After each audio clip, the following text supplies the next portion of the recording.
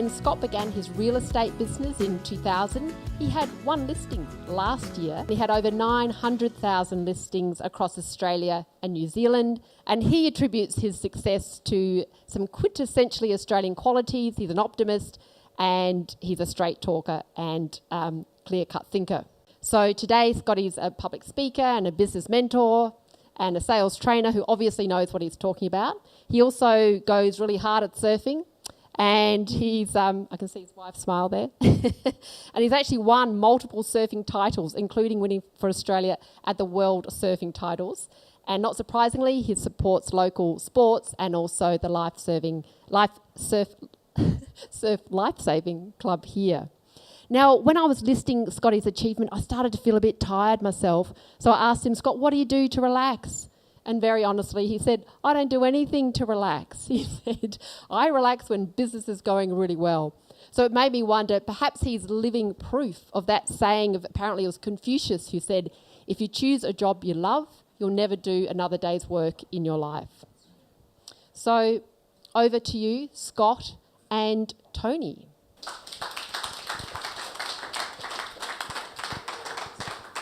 Scott, tell us about, from the beginning, where did Scott come from? Yeah, so I'm actually from Sawtell. I was not born here, but I was raised here. I went to the local primary school and local high school, and I left here high school in 1988, so a long time ago. And I was saying that I'm a very proud D-class student, so because I did more surfing than I did studying, which was what I did. So you met your wife when you were quite young, I hear. Yeah, I didn't really enjoy partying a lot. I really wanted to find a solid girlfriend. I did, first go, so I was really lucky. I found someone that was way better than I expected, and I certainly was punching above my weight back then. I still am today, so I'm very lucky. But we've been together since I've been 16, or since we're 16. We're only 4 weeks apart in age. And it's been a really, really good journey for us to both went to school together and moved to Newcastle and come back again and have a company and a business and a family. It's been really good. You mentioned that school wasn't that easy for you, but you mentioned also that you were part of a single-parent, 4-kids family. Can you tell us about it? Yeah, I was part of a family that was mixed. Probably, I don't know, maybe it's common, but for me, I had older sister and 2 younger sisters, 10 years apart, a couple of different dads, and it was not a problem though. I mean, Mum was really good to me. She was flexible. She'd let me do anything that I wanted almost, which was great. So I was allowed to go and work. I used to ride my bike to Coffs Harbour and work in restaurants and ride along wasn't a link road, the Pacific Highway with all the trucks in the middle of the night through Lindsay's cuttings and. So Mum was great. She'd let me go and do whatever I needed to do to get ahead and save money for surfboards and push bikes and that sort of stuff. So, yeah. So one of the success stories from my point of view about you was you learned to type quite quickly and quite early. Tell us about that. Yeah, well, here's a funny story for you. I might have been a D-class student, but I wasn't dumb, so... I did want to do computers back at high school. I really did. And I thought, well, what I'll do is, year 9 you get electives, so you can pick your own courses, right? So I thought what I'll do for the first 6 months is I'll do secretarial studies, and then the second half of the year I'll do the computer studies. So here I was, class of 30, and one guy with 29 secretaries. It wasn't a bad gig, I've got to be honest with you. Yeah, I know we can laugh now, but at the time all the guys going, and I thought, hey, this is pretty cool, right? Anyway, so I did the computer studies for the next 6 months, and I didn't really like the computer teacher, and I went, nah, computers isn't for me, I'm out of here, right? I just didn't fit the mould at all. So, but what I did learn to do, though, during that course, of course, was I learned how to touch type on a QWERTY keyboard. So I could actually be a secretary today if I wanted to be. So, yeah, if only I could type fast as the girls do, but yeah, I did learn. And he does type fast. Now, tell us about the move to Newcastle. What happened there? Well, when I straight out of school went and worked in a glass and aluminium shop, so making glass and aluminium door frames and windows and fly screens and that sort of stuff. And Karen and I were talking, and she wanted to be a beautician, so we decided to go to Newcastle so she could do a beautician course. So we did. We packed up, went down to Newcastle with a coffee table and a papasan chair. And that's what we had, right? That was our assets, and off we went. So we moved to Newcastle, and Karen did the beautician course, and I went down there to try and look for work. So, yeah, that was in 1989 when we left. So just before the Newcastle earthquake was when we arrived. So what happened there? What job did you find? Oh, you want me to go into that? Okay, so what I did do when I got down to Newcastle, right, I had no money, and I had a pair of old McDonald's pants because I used to work at McDonald's. So I put on these McDonald's pants, and I put on a shirt, and I went and bought a tie that you zip up, and I walked around, and I wanted to get a career, and I really wanted to get into real estate sales. I did, because one of the local guys here, he drove a Commodore, and I thought, man, that guy's rich, right? True story, right? I won't mention his name, but I thought he was rich. So I really wanted to get a job in real estate. So I walked around in Newcastle, knocking on doors and asking real estate agents for work, right? And none would give me a job, none. They probably would now, but back then, no one gave me any time of day. I went into banks and all sorts of things, but yeah. So I did go looking for work, and in the end, I got given a job with the insurance business. So I ended up, those guys took me on, they trained me how to sell, and they gave me an opportunity to be a commission-only salesperson, and I took that opportunity and I ran with that. I bet it was good training, commission sales only.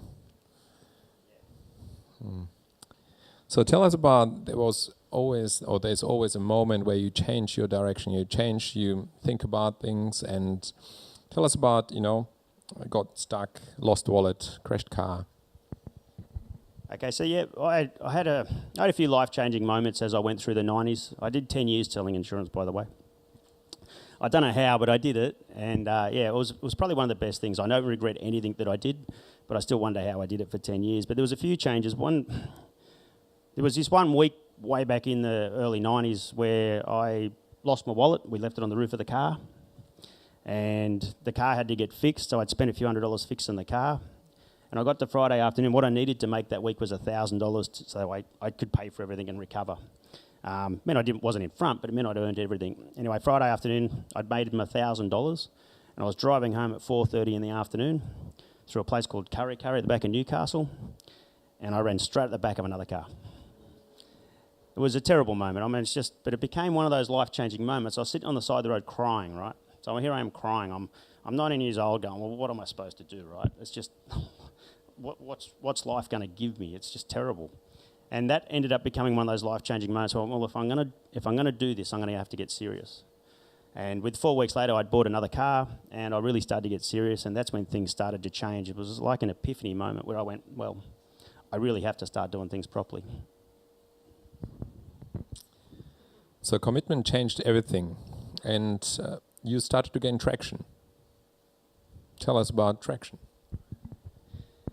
Yeah, well, I'd started to listen to what all the people were teaching me. So at first I thought I knew better, as you do, 19-year-old.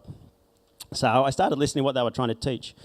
And they started teaching me sales, and then I started to get a few sales awards, and they put me into management. So I ended up in management, and they started teaching me how to manage, and then I started to have really good sales teams. The next thing I was winning awards and getting bonuses, and everything was going really well. So yeah, no, the teaching and training in that business, it was a foundation for so many things. So yeah, having that environment where there was so much learning going on was amazing. So.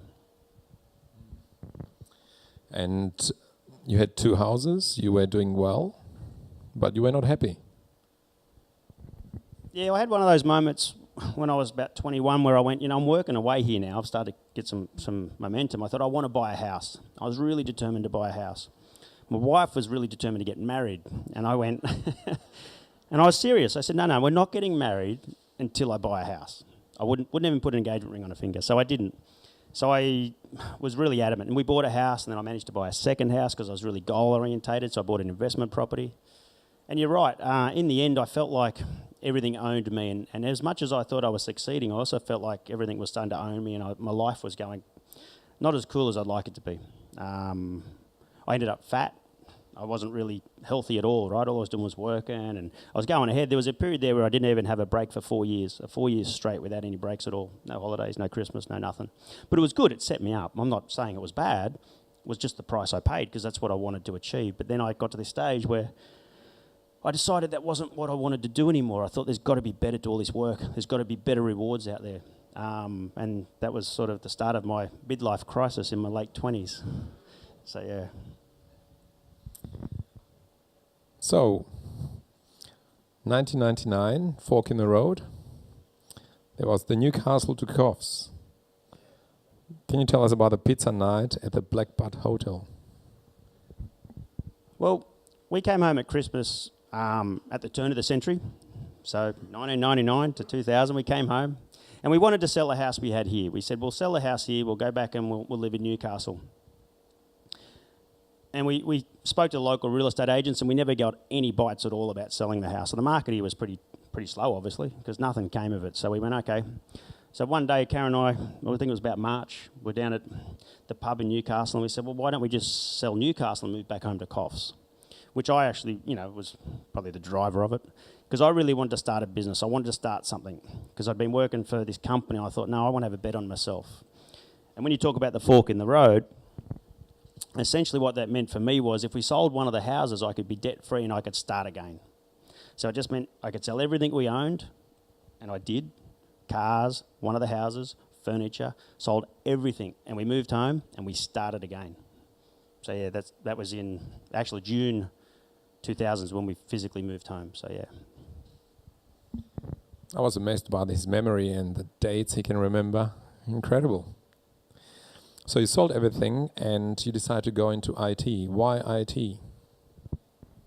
Yeah, I learned a lot in the insurance business about recurring revenue. Because what they do in the insurance business is that they constantly have recurring revenue. Every 6 months I'd go back and see the clients, and I'd either renew their policies or I'd upgrade their policies or I'd ask for leads, and it was recurring revenue, recurring business. So one of the things I wanted to do was recurring revenue of some form. And I wasn't smart enough to write music or make a movie or write a book, but I thought, well, you know what? Going back to my days of computers, I reckon I could write some software. So that's why I decided to start learning IT. Yeah, so I had a few little ventures with that, but I won't mention those today. But the first few IT things I did didn't work very well, needless to say. But I really thought I could make something out of IT, and that's why I picked IT. I figured I could. One thing I could do was invest my time, because I had time, I wasn't working, was in learning. So I just studied and studied and studied. And yeah, I didn't do any courses or anything, just went online and started learning, and that's what I did. And as a startup grind, tell us about the grind in the first 2 years. You know, when you start new business, there's this hard grind to go through and, had to learn. Yeah, it was really tough because there was no money, like literally no money. Had no income for the first couple of years. So once we sold Newcastle, like I said, it was clean slate. It was great. We had no money though. It was a clean slate of nothing, except we owned a house. So it was great. I had a roof over our heads. And that was very good. And the other thing that happened was our parents, or Karen's parents, were going around Australia. So we also had somewhere to live while the tenants were moving out of the house we're in. So we were okay to start. So I had no money, but what I did have was time to learn. So I spent a lot of time online learning and doing the grind, as it's called. And the way I learned how to do computers was I'd go out and talk to people. And I was very lucky that Coffs Harbour at the time was pretty advanced with IT for a couple of reasons, which I won't get time into tonight. So I'd go into these businesses in Coffs and say, because I could sell, I had no fear of going and knocking on the door. And I'd go, hey, look, this is not quite the way it worked, but I'd go, hey, I can do a website for you. Would you like one? And they'd all go, yeah, sure, that's easy. And so I'd go home and go, okay, now what do I need to do? Quite literally. Yeah, sure, you want that? Yeah, no worries. Yeah, $1,000 or something like that I'd charge them. I can't remember. I just picked the price out of my head, and off I'd go home, and I'd have to learn how to do it. And that's how I learnt everything that I was doing. So rather than trying to create a product, I actually went to the market and started looking at, what do you guys want? So that was enough for me. That's how I learnt. Tell us about business judo. How did you use the judo methodology to your advantage? All right, so business judo, it's probably a simple way of saying business judo is thinking about the win-win. Everyone has a big thing across their head when you're dealing with them in business. What's in it for me, right? I'm going to give you some money. What's in it for me? So when you're selling, so what I had the ability to be able to do because of my sales background was not only be able to go to some of these businesses and come up with a win-win situation. That was sort of easy. It was business judo takes on a whole new level of stuff where by the time you're finished, they actually think it's their idea and they're helping you. And even though they're big companies, it was so much easier to get them to participate and be engaged if the solution that was actually coming from me. All I did was go and plant all these seeds and stuff. And I did that with so many companies. So the whole way through Reknit, just so you know, my marketing budget was nothing. I didn't do any marketing. I did nothing. All I did was go and talk to businesses and come up with solutions and then use them to help me grow my business. And when things really started to work, they were paying me to go back and do the research to give them the product. So I was just winning multiple ways. So that's a form of business judo. There's a few other examples I can give you, but yeah, so it's more than just creating win-win environments. It's actually going to the people that are in your business or in your area and actually working how you can leverage upon them with ways to grow your business that, and preferably get paid to even do that. So yeah. And sometimes you experience hardship or there's a fork in the road again, and sometimes there's a Monday morning decisions to be made. Tell us about the Monday mornings. I know where you're going here. One of the things, I didn't really set out to start a business called Reknit. That was, I won't call it an accident, but what I did want to start was a business that had systems. I wanted recurring revenue. That was a must. I didn't know how I was going to do it, but you know, after the business got going and I established Reknit, and everything was working, what happened one Monday morning was I had only $1,700 in the bank. So I know where you're going with the question. And that was like one of those moments where I'm going, well, man, you know, the business had to be sustainable and profitable all the way. I never borrowed a cent for the business. Okay, so even though I had staff and wages to pay at $1,700, well, I just didn't have the money to pay wages that week unless some money came in. So what I did was I had one of those epiphany moments where I said, I'm going to change everything. You know, I did 10 years commission sales and I lived and died by the sword, right? So if I didn't go to work, I've got nothing. Even as a manager, you still got overrides and stuff like that. So, and it was great having employees, but you know, getting to follow the system sometimes where clients have to pay before their sites go live wasn't so strict for them. So what I did was I come up with a financial system that morning that meant what they could actually get was a pay rise, but part of the system was that people had to pay and that they then got bonuses and they got incentives based on everything working in the business. So all the systems started to work. And I tied into those systems, their bonuses, I tied into that system, the accounting, so automatically when a job got done, it invoiced the people. So it was an amazing system. But that was one of those Monday mornings where no money, have to make changes. Have to make changes. And how do you address competition? There's, you know, the magpie analogy. So there's lots of competition, people attack you from everywhere. How do you address that? Well, the magpie analogy was pretty cool the other day. Thanks for that. I did get attacked by another one. So yeah, but with competition, look, to be honest with you, I never really saw competition as competition. When I saw people that were in the market and trying to do the same thing I was doing, because literally I was a startup at the time. So when I say startup, I mean I was going out to people and trying to tell them about the internet thingy. All right, you know, can't I just buy this software? And I'm going, no. What I'm doing is I'm leasing it to you. You've got to pay every month for it, right? And people are going, really, can't I just buy it? No. And now it's called software as a service, all right? It's all got these names, right? And Google, well, who doesn't know who Google is today? Whereas I had to try and educate people on what Google was. You know, even CRMs and that sort of stuff. So yeah, when it comes to competition and that sort of stuff, I'd go out and talk to people. I don't care if they used other software. I don't really mind. They could use two of us in the same space. Well, I don't mind, as long as you're getting off me what you want off me and you keep paying the bill. I have no ego where you have to only use my product, right? Part of business judo is it just doesn't matter. You know, so I had plenty of clients that used two products because we did certain things and they did certain things. And that was all good, right? So that was another form of, I guess, business judo or looking at the magpie attack. So when you're that focused on what you want, you don't care about anything else. When the magpies come down and swoop, you just keep on your own course, right? So it doesn't matter. Although I did on my helmet have those little cable ties. And he still come down and hit me, so yeah. So the Cox Course is all about lifestyle, and we are a big fan of lifestyle for entrepreneurs as coined by Tim Ferriss. How would you describe the healthy, wealthy and wise, and you know, how do you set priorities? Well, priorities, everything for me had to be, well, obviously part of the core with the systems, with time duplication and that sort of stuff, with recurring revenues. But everything also had to tie into these healthy, wealthy, wise principles. So one of the core objectives I had when I left the insurance business was, from that moment onwards, nothing was ever going to own me again. I had to own everything, to the point where the business didn't borrow a cent. Everything had short-term plans, whether I leased a car or whatever I did. So everything had these short-term goals, and everything had to be healthy for me, so I could be healthy, wealthy, as in I started investing in properties and I started buying things.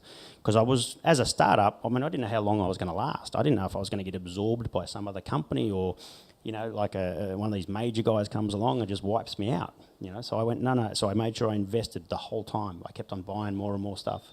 So every time I had some money, I put it aside. Every time I had some money, I put it aside and just kept on investing. And then there's the wise bit. So wise enough to make sure that I make all the right decisions, staying focused on the core goals, which was, you know, spend some time with my kids, make sure my wife and I went on holidays, and I tried to make sure I did all those things with the perfect balance. I used to walk along the beach to work, and as I'd be walking along the beach, just kicking myself going, man, how good is this lifestyle? So I could walk along a kilometre on the beach and just go, wow, it's amazing. But then again, there was lots of times where I was in Sydney or Auckland or Melbourne or Perth, and I missed out on a lot of things at the same time. So there was always a price to pay. It wasn't all roses, right? But at the same time, I could come back to this Coffs Coast region and just go, how good is this lifestyle? Yeah, I wonder how many people in Sydney can walk to their work, or in Melbourne. Well, there's a funny story. So when I first started, I used to have to travel to all of those people. And then what started to happen was, in the last few years, it started to change. And people wanted to actually come up. So it's gone from me having to travel and do the extra mile to people going, no, hang on, we're going to come up and see you. So then I had to get a nice boardroom table and that sort of stuff. But, you know, at the end of the day, it changed, and people wanted to come to Sawtell. They wanted to come and see me, and they wanted to be engaged with the company at that level. So it all changed because of what we have up here is amazing, you know, so it all changed. How do you separate family from business? I didn't.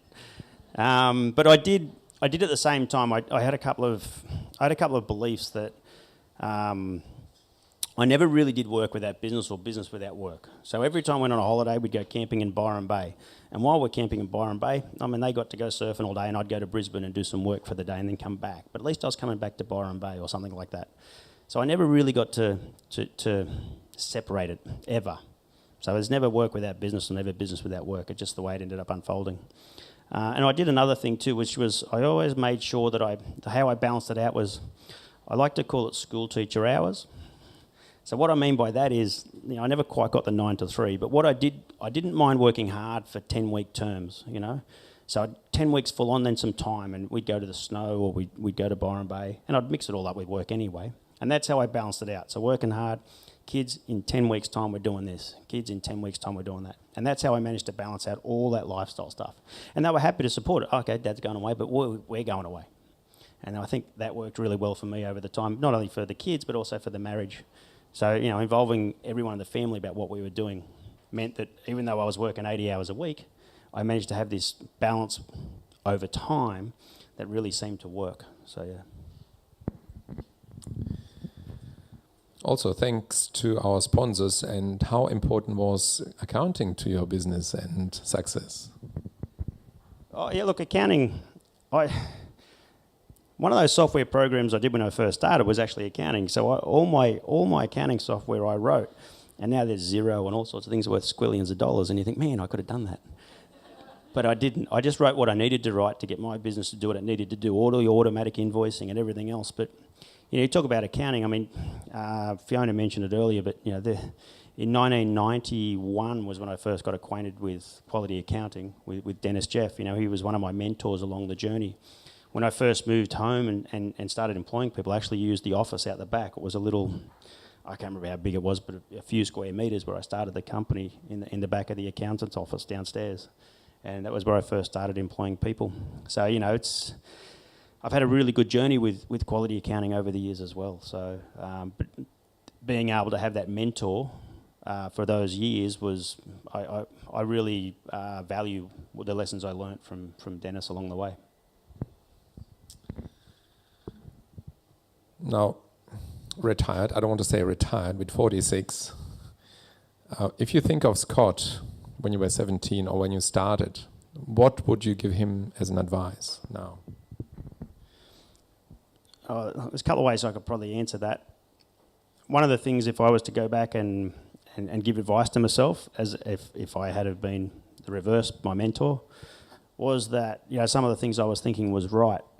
Because at the time, you know, I probably couldn't have got a mentor in the space I was in because no one was really doing what I was doing. No one was doing this online web stuff, you know, like all the print companies were saying this internet thingy is not going to last, you know. So there was a big tech, I don't know if you remember the tech bubble crash that happened in like April 2000. I mean, I just left the insurance business to start an IT business, right? And there was a big technology crash and I was like, oh, what am I doing?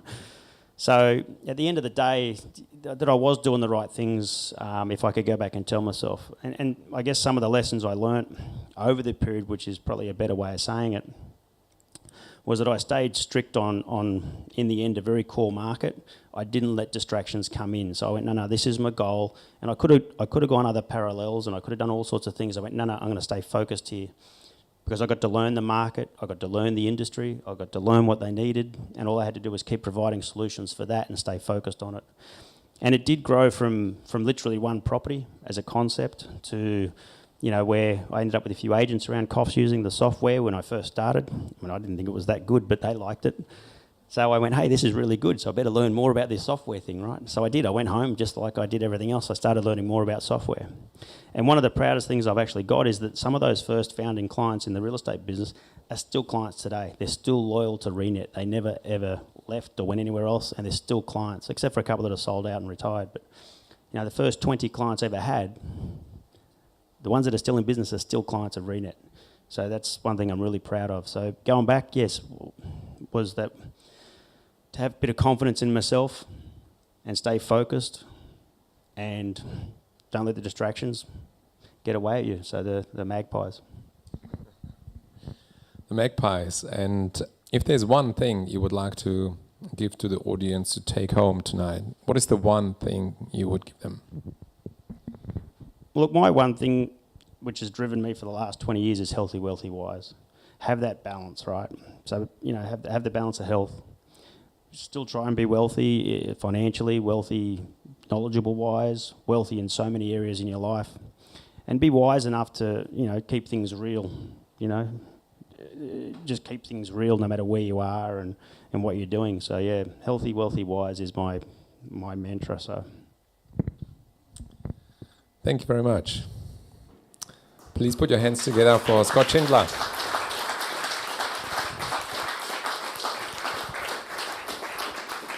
And as one of our long-term members and guest speakers, you will get a free T-shirt, of course, of Start of Grind.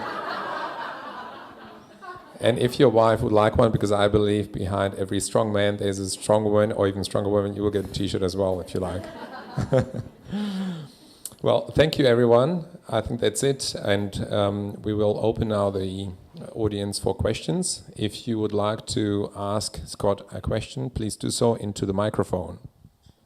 You strike me as a confident man, learning everything on the go and figuring out things for yourself in your own business. At what point did you put your confidence aside and understand that you needed to employ other people and outside assistance to help run your business? Yes, at what point I decided I needed to duplicate myself, that was probably never going to be in question. I always knew I was going to do it. Because time duplication is something that, you know, all successful people understand is time duplication. And duplicating myself like I did with the sales teams, I knew I was always going to do it in the company. So when that point happened was, in 2003, we were going to go around Australia for a year selling the software to real estate agents. All right, so I had a pretty clear goal, which was I wasn't going to sell to the cities or the franchises. I just wanted to talk to the normal people from the country areas like I'm from. And they all related to me, I related to them. They were easy to deal with, and they appreciated me being there. But we left to go around Australia for a year. My wife fell pregnant the first month, so it turned into a 9-month trip instead of a year. But on that trip, when I was selling all these real estate agents, all of a sudden I couldn't do it anymore. I could no longer continue working at night. I could no longer continue keeping up with the phone calls and everything else. It just wasn't working. So I actually came home to Coffs Harbour at Easter 2003. I flew home, left my wife and that on the Sunshine Coast. I got an office at the back of Quality Accounting. True story, little small office. I had a young guy that had asked me to do some website design work, so I got him a desk. I hired a girl to take some phone calls, gave her a desk, and I waved goodbye, and I went back on the road, and I just dealt with them remotely from there on in. And that was the first time I hired staff. So it got to the point where I just had to do it. And then when we came back in September 2003, well, yeah, obviously the guys were still there, and I started employing more people, and the business was coming in. So I had a real business that was going, because now I had clients all up and down the Queensland coast, because I did a lot of door knocking in that 9 months and grew the business, you know. So it was a really good experience. So at that point was when I just couldn't do it anymore. So yeah. Obviously, we live in a regional area, and while there are some very talented people here who can code, there's not a lot of them. Do you have any suggestions about how to overcome that challenge or how to attract people who can code here? Yeah, finding programmers was always tough. They want the Sydney money, or I'll call it Sydney money, in coughs, and it just doesn't exist, right? But what they also get here is the lifestyle. So the other thing we get when we do find people that are good here on the Coffs Coast, or they want to move home because they, like everyone else, left home at 19 or 20, and now they want to come home, they're 30 or 35, they've got kids of their own, is the loyalty is much stronger. So as much as they're tougher to find, that once you find them, they tend to stay. They're not going to jump jobs every 3 or 6 months because there's another company around the corner that's going to offer them another job. So, yeah, it was harder to find them, but I was constantly looking. I never said no to anybody. Believe it or not, I was always going to hire the people that walked in my door asking for work, because if they were smart enough and they were that intuitive enough to come in and say, hey, Scott, here I am, I was always going to employ them. It only ever happened once, though. It amazed me over all those years that people didn't come in asking for work or experience or anything. So once, and I employed him straight away. So yeah, finding people is a bit tougher on the regional, especially when you want skills. But what I also wanted to do was, when I found someone that had potential, which there's a bucket load of those guys, was I'd hire them on the potential, because I was more worried about where they wanted to go than where they were. And I knew I could teach them more. Now, being self-taught, I knew I could teach them more about what I needed and take them on a journey of knowledge themselves. And I did a lot of that. So duplication of my knowledge through them, regardless of what they already know, it's more about where they wanted to go. So rather than looking for people highly skilled, I looked for people that wanted to get better educated and better at this experience of IT, and that's what I did. Hey Scotty, I'm just wondering about your acquisition.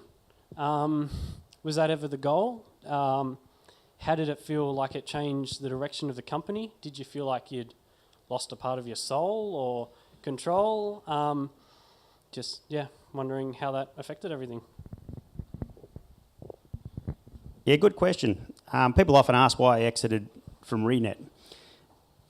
And I always had a goal of healthy, wealthy, wise, right?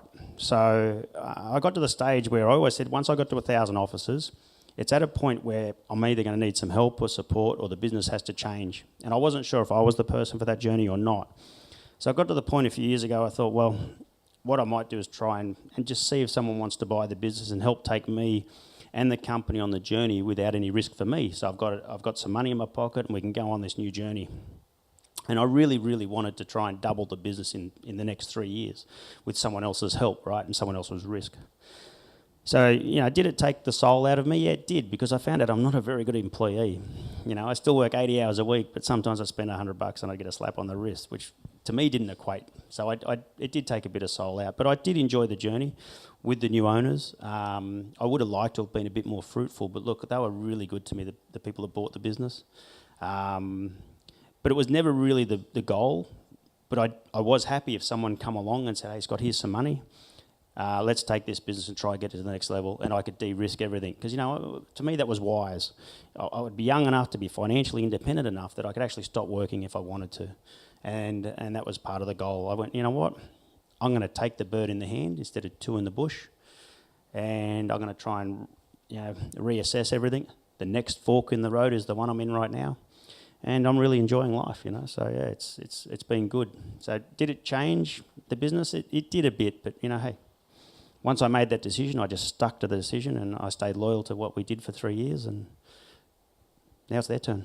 Hi Scott. Earlier on, when you started your story, you talked about when you're at those early stages of growth that your initial clients and yourself, you leveraged off each other. Could you give us an example of that? So I'll give you a couple of examples how I leveraged off some of the clients, apart from the obvious, which is them paying me to, say, build websites and stuff like that. What would happen, to give you an example, was in November 2003, I had this office ring me. I did a bit of e-marketing, so I wrote my own e-marketing program. They rang me out of the blue off one of these e-marketings that went out. And they're now Queensland's largest rent roll managers. They went from 3 offices then to 26 offices now. So an example of that was, I'd go to them and say, well, listen, what else would you need? And I'd go, all right, well, that's going to cost you $1,000. And they'd say, okay, Scott, here's the $1,000, because they get what they want. But what I was really doing was getting paid $1,000 to improve the software, if that makes any sense. So that's some of the ways I leveraged off those guys. So they were happy. Look, if they were to pay for that product on their own, it might have been thousands. But I said, look, just kick the tin a little bit, $1,000 or $1,500 or $500, whatever it was, and I'll get it done for you. And you know, that mantra ran through the business all the way to the end. So every time I went and did something, you know, last year I had no idea what we were doing, but we had this mud map of products we were going to do for the year. Week 1, a major international real estate corporation rings us up and says, hey, Scott, we want you to do this stuff. So we went, well, that part of the mud map's the one we're doing next, because they were paying for it. So right up until the death of me in that business, that's how I ran the business. So, and that's part of business judo, you know. So, yeah, bang, here's an opportunity to not only get some money, but we're now creating solutions, and they're doing it for us. And that also gave us access to another 100-odd offices, you know, so that we didn't have to do any marketing. They were just there. So what's next? What I'm really, really enjoying doing at the moment is sharing the experience I went on and the journey I went on. And for me, I am starting to compile all the things I did over the years into some notes. I do want to write a book. I'd love to put it out there, and you know, hopefully people like the book too. So I'd love to be able to share it. And I really am enjoying having people come up to me and go, look, I'm in business, and what do you think? And I've had so many, even though there's only been, I call it, you know, less than a dozen that have come and asked me to do some mentoring with them now. I've had some real life-changing moments with them already, and I go, wow. So that part for me is like, it's so satisfying. I'm really enjoying that part of my journey right now. So, and yeah, we'll see where that goes. But at the moment, I'm enjoying sharing the knowledge and empowering others on their journey. Scotty, has there ever been a time when you wanted to give up, and how did you overcome that? Look, there was never a time where I wanted to give up, like ever. One of the things about having little short-term goals and commitments was there was no way you give up. So when you own the business, the buck stops with you. So I always just dealt with everything. But I created the business, and I really enjoyed the business. But there was never a time where I wanted to give up, ever. And still to this day, if you'd have asked me a year ago, would I be still at Reknit? I would have said yeah. But turns out they had other plans and I had other plans, so we parted ways. But at the end of the day, I never ever wanted to give up. So even when times were tough, what I did was I just went, well, how do I turn this into an advantage? What do I do? How do I spin this around into something that's going to be a positive? And I just got good at that. So there was never a time, no matter what the hassle was. We had server outages, we had client issues, we had all sorts of things that came up from time to time, right? And some real horrible things, like we had a server go out for 12 hours and everyone's mail wasn't working on a Friday night and people are screaming at me and I'm going, oh. But I never ever wanted to give up.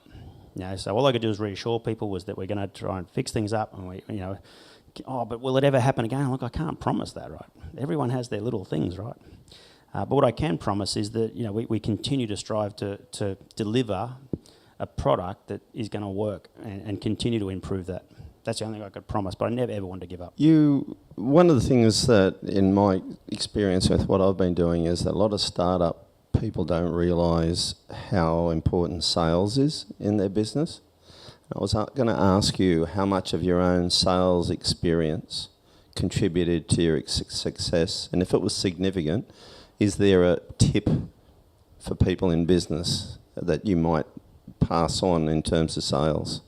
Yeah, good question. So how important do I think sales is in a business, man? It's like, if I had to give a trade, it's certainly not IT. I mean, I learnt what I did, and I learnt, like I couldn't work at Harvey Norman and sell anything in the computer section. Terrible. So I just couldn't do it. But I learnt to write software, I learnt to deliver it. But what I always had the ability to do was sell. So what I had the ability to do was think of a business. That was fine, but I could go out and I could talk to people. And not only could I talk to people, I could talk to them in such a way where the presentation meant they were buying the product. So, it was, sales is imperative. And sometimes parents ask me, my son wants to get into IT or my daughter's studying this, what do you think they should do? And I say, learn sales. Because, look, there's the Instagram of the world and the Facebook of the world, but most other businesses are businesses, and you've still got to go out and talk to people. So you have people want to spend money with you. They've got to want to stay to be a client, and that has to happen. And your ability to be able to sell and deliver what you're selling is important. So I agree. Sales is right up there. I never spent any money on marketing, and that's a fact. I did some for fun. All right, I'll sponsor this for $1,000 and see how that goes. But otherwise, it was always going out and dealing with people and selling the product and service at all times. Selling myself, selling the staff, reassuring everybody about the business and the product. It was always selling. Always selling. Number one tip. I don't really have a number one tip. Don't be afraid of sales. Probably my number one tip is email is not selling. That's just correspondence, right? Talking to people and getting our belly to belly is where sales and business happens, is probably my number one tip. Technique around that, well, that's a different story altogether, and I could just, all of a sudden you'll open up a can of worms here, I'll be going for an hour or two. So I won't get into sales techniques, but yeah, forget about anything else other than belly to belly. Whether it's talking to people over the phone by a distance or actually physically getting in front of them, you've got to get out and talk to people. So email is not a sales tool, nor is social media. That's just marketing or it's messaging. You've got to physically talk to people and create those relationships. I just want to say firstly, thanks for sharing your story. Your June 2000 is very much my October 2017. We moved from Sydney, had no money but had the house situation. You talk about healthy, wealthy and wise, which I really resonate with, but I'm only a year into my business and that healthy part is not working. I'm doing the 80 hours, I'm putting in the work, I'm in the grind. I've just hired my first employee literally today, but did you always have that healthy? Did you really for that whole time, that first year of your business? Or is that just where you've come to now? One of the reasons why that became my mantra was being healthy, wealthy, wise. Yeah, was one of the main reasons was I got to the stage where I was fitting into size 38 pants, and I just went, this is not me anymore. This was in the 90s in the insurance business. One of the reasons why I went, this isn't working. Here I'm working hard, and I'm sort of breaking even, and I'm not healthy. So what I started to change, and I kept a diary of it, and I lost the diary, and then I found the diary. Now I've lost it again, but I kept a diary. What I decided to do was make sure that the healthy part became a focus. Became a priority. In other words, if you make it a second thing that you do in the day, it just never fits in. It just doesn't fit in. It's gone. And I'd go away to conferences, and I'd be on the 2-week conference run in February, and I was drinking and partying and eating, and I'd put on 5 kilos in 2 weeks. It was terrible. I got this ability to go. I don't know why, but I have that ability, right? So then I've got to work on it for the next few weeks. I've got to then go, hang on a minute, back into a bit of healthy eating and a bit of exercise, and it just becomes a priority. If you don't prioritise the healthy part, it's the last part you'll actually do. It is always the last part. But simple things like a walk to work was a simple thing, right? So I did that sort of stuff. So I said, okay, how do I maintain healthy? And I just made it a priority in what I did. So yeah, which wasn't easy because when you're out on the road, you're in airports, you're travelling, you just want something quick to eat. It's not easy to be healthy, I've got to be honest with you. And for me, yeah, I don't know, I just have this ability to blow up. So yeah, I've got to be extra careful. So it's a good hobby to have, to be Australian champion in surfing, isn't it? Any more questions? I've got one. What can the Coast do to inspire entrepreneurs to move up to the Coast from, the big smoke, Sydney, Melbourne, Brisbane, or even overseas? To inspire them, just show them photos. That'd be a good start. But one of the reasons why I really wanted to do this is because I believe there's a lot of regional businesses and a lot of regional people that are very successful people. You can go down to Sydney and you can see $1 million boats on the harbour, but are they really happy? Are they really enjoying it? Maybe they are.